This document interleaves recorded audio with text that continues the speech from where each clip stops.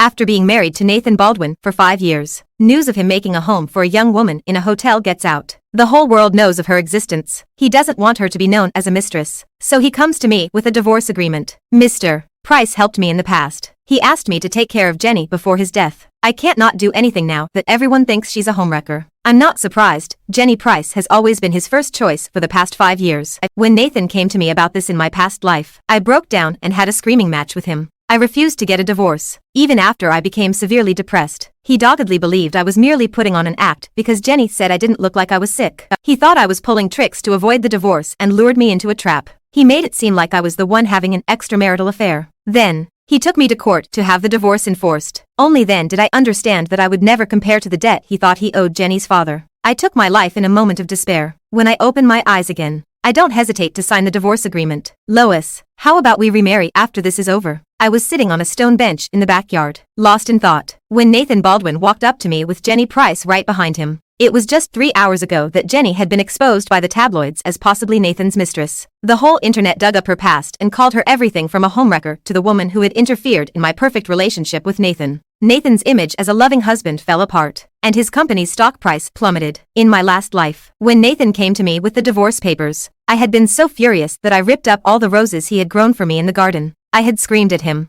demanding to know what his relationship with Jenny was. She was just his mentor's daughter, and there were a million ways he could have handled the situation. Instead, he chose to sacrifice me. All of that just to keep Jenny from spiraling into deeper depression. What Nathan didn't know was that during the same time the scandal was trending, I had been diagnosed with moderate depression myself. Lois, Nathan called out again, pulling me back from my thoughts. I lowered my gaze to the divorce papers on the stone table before me. Nathan dropped to one knee at my feet, his deep eyes staring up at me, his warm hand enveloping mine. His voice was soft, almost pleading, as he said, "Lois, please, do it for me, okay? We'll announce that our marriage has been on the rocks for a while. We planned to divorce a year ago, but we just couldn't find the right time." I didn't respond right away. Behind him, Jenny stood in a white dress, wearing Nathan's coat over her shoulders. Her lips were pale, her eyes red and swollen. "Lois, please, I'm begging you. My mom committed suicide because of online bullying and depression. I don't want to end up like her. Please, help me." Just as she was about to bend down to kneel, Nathan moved quickly, caught her, and pulled her into his arms. His face darkened, and he scolded her softly. "What are you doing?"